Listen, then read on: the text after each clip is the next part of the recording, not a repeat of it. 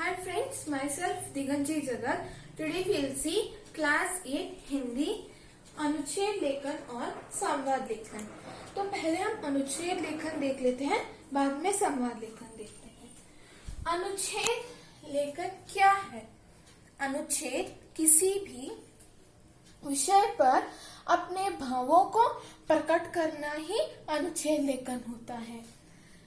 अब अनुच्छेद सिर्फ संक्षिप्त रूप होता है और वह सिर्फ बहुत छोटा होता है अनुच्छेद, और हम अक्सर निबंध और अनुच्छेद एक ही समझते हैं, परंतु वे दोनों अलग अलग होते हैं।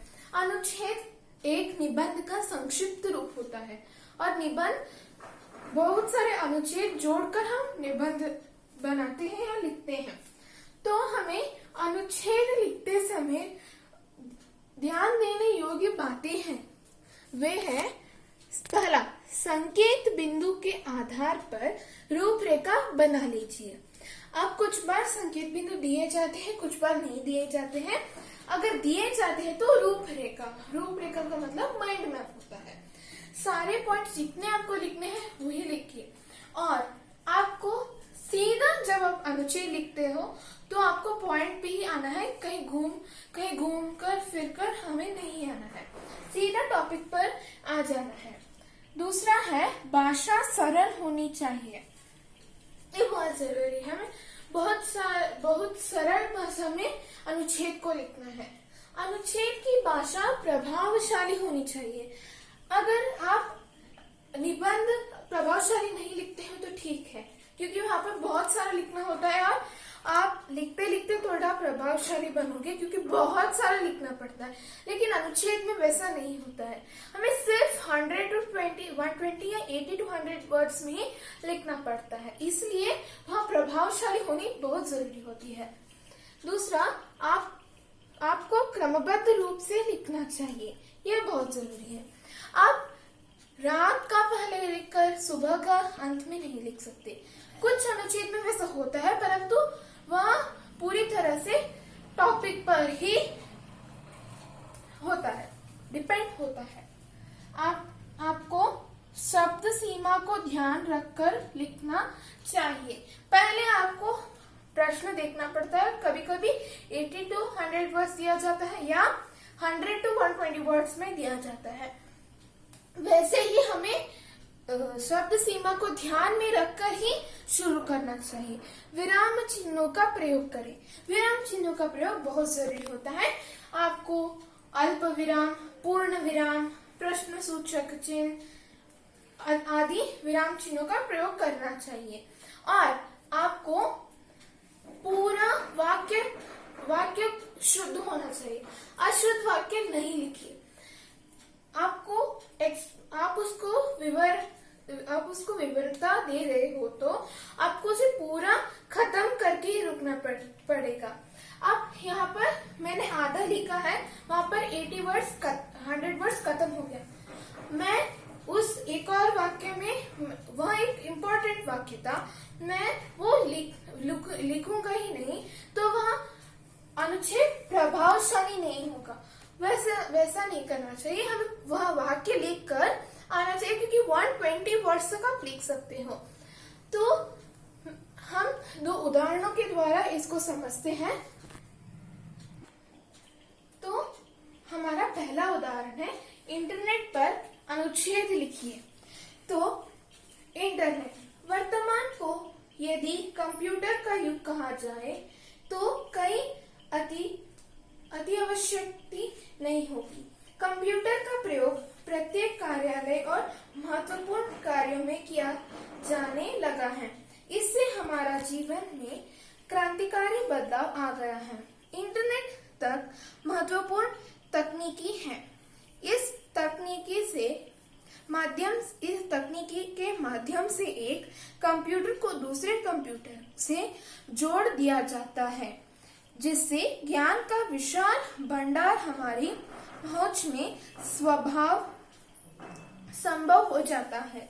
इससे विविध प्रकार की जानकारियां आसानी से प्राप्त कर लेते हैं। विभिन्न वेबसाइटों के निर्माण से दुनिया भर का ज्ञान बढ़ने में हमें मदद करता है।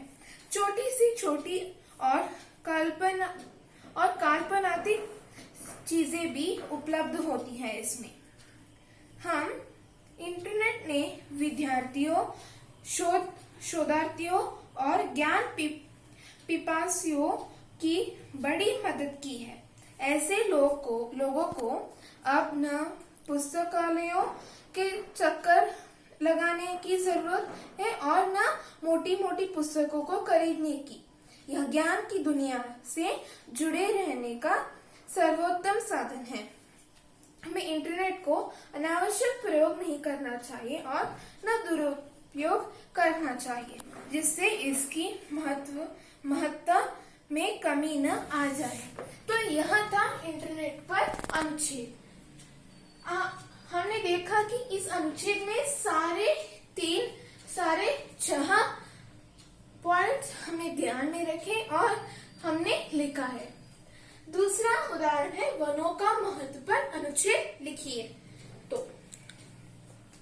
वन प्रकृति द्वारा मनुष्य को दिए गए उपहार है, सर्वोत्तम एवं अमूल्य है। वन मनुष्यता का बहुविध कल्याण करते हैं। पेड़ पौधे उन संतों की भांति हैं जो दूसरों के लिए जीते और मरते हैं। वनों से मनुष्य को प्रत्यक्ष और अप्रत्यक्ष दोनों ही रूपों में लाभ होते हैं। वन से जलवानी, लकड़ी और चारा मिलता है।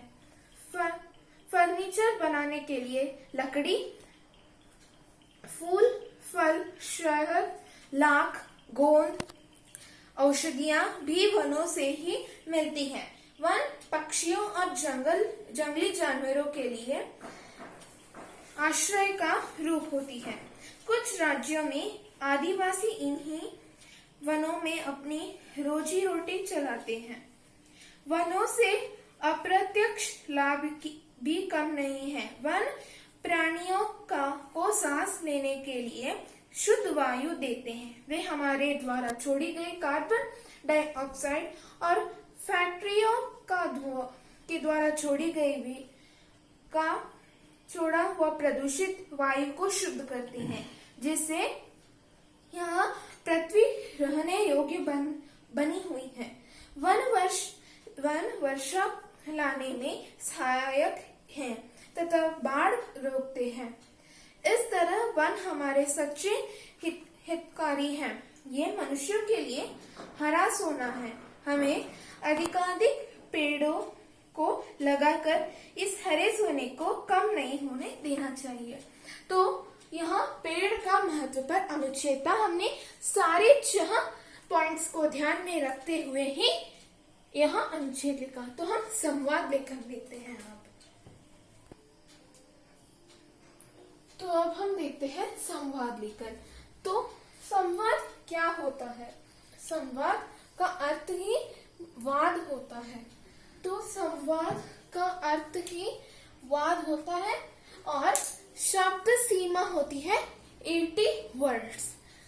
हम संवाद के विषय ऐसे दिए होते हैं कि हम उस बात को सुनते रहते हैं और हम भी कुछ बार वह बात कर चुके होते हैं किसी हमारे मित्र से और कुछ लोगों से। तो हम संवाद में उसके अगर पर्टिकुलरली दिया गया है कि उसके दुरुपयोग के बारे में ही लिखे तो उसके दुरुपयोग के बारे में ही लिखिए। अगर कुछ नहीं दिया जाता, एग्जाम्पल कि दीपावली, उसमें होने वाले प्रदूषण के बारे में भी लिख सकते हो और वो दुरुपयोग हो सकते हैं। उपयोग परिवार वाले जुड़ जाते हैं। वैसे आप अगर सिर्फ दीपावली के बारे में 2 मित्र के बीच संवाद हो तो अब उसके उपयोग और दुरुपयोग वैसे भी लिख सकते हो और अनुच्छेद में भी वैसे ही होता है। उपयोग और दुरुपयोग दोनों भी लिख सकते हो। सब कुछ उस विषय पर होता है। अब संवाद लिखते समय ध्यान देने योग्य बातें होती हैं। वह मानविक होनी चाहिए। अब संवाद को मानविक होना बहुत जरूरी होता है क्योंकि संवाद तो मानवों के बीच में होता है। कुछ इमेजिनरी नहीं होना चाहिए, सब कुछ मानविक ही होना चाहिए। दूसरा, भाव को स्पष्ट रखें। अगर आपके भाव स्पष्ट नहीं होते तो आप लिख नहीं सकते अच्छी तरह से, इसलिए आपको भाव स्पष्ट रखना जरूरी होता है। भाव को सरल होना जरूरी है, हमारे भाव को सरल होना चाहिए, कुछ कॉम्प्लिकेटेड वगैरह नहीं लिखना चाहिए। और दूसरा, पात्रों के मनोभाव को कोष्टक में रखें। तो उदाहरण के तौर पर देख सकते हैं हम, पिता बीमार है, पुत्र उनके लिए दवाई ले आ रहा है, रास्ते में उसे अपना मित्र मिल जाता है, इस पर संवाद लिखें। अगर हमारे पास नाम है तो नाम को ही उपयोग कीजिए, नहीं है तो नाम अब क्या पर नाम लिखिए, या पहला मित्र दूसरा मित्र वैसे भी लिख सकते हो। पर यहाँ पर नाम दिया है, पुत्र है अमित और मित्र है रामू, तो रामू। अब पिता बीमार है, यहाँ पर वह उदासी का मनोभाव है यहाँ पर, तो रामू क्या हुआ, कहाँ दौड़े चले, तो अमित उदासी से, आपको उसे कोष्टक में लिखना है, यानी ब्रैकेट्स में लिखना है, और यह संवाद बढ़ता जाएगा और हमें इसको 80 वर्ड्स में ही कंप्लीट कर देना है, उसे एक्सीड करना नहीं है और हमें बहुत उसे लंबा चौड़ा नहीं लिखना है, बस 80 वर्ड्स में कंप्लीट कर देना है। तो इसके आधार पर हम 2 उदाहरण देख लेते हैं। पहला है, परीक्षा कक्षा के बाहर 2 मित्रों के बीच का संवाद लिखो।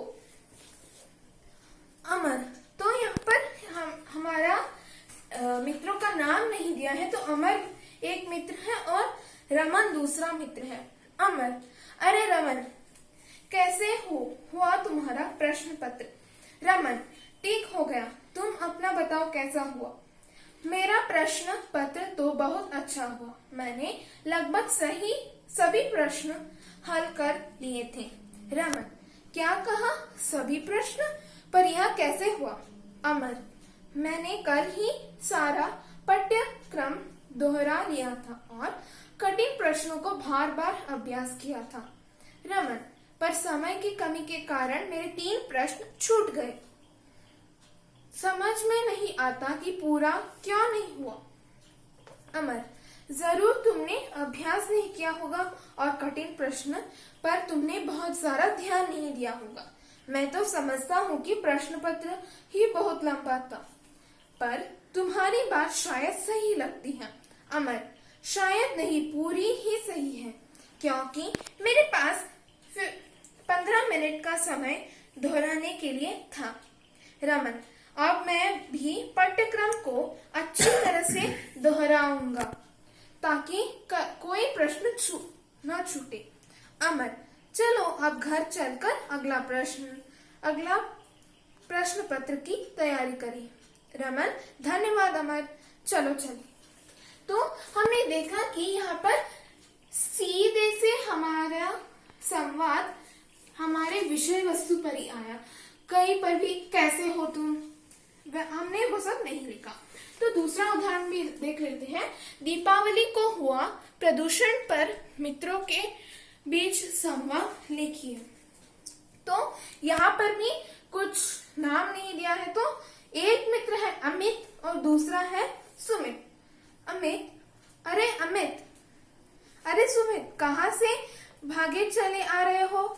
समित, मैं अपने दादाजी के लिए दवाई लेकर आ रहा हूँ। अमित, क्यों, क्या हो गया उन्हें? सुमित, कल रात से उन्हें अचानक खांसी आने लगी और सांस फूलने लगी। अमित, कल दीपावली के त्योहार पर कुछ ठंडी चीजें खा ली थी क्या?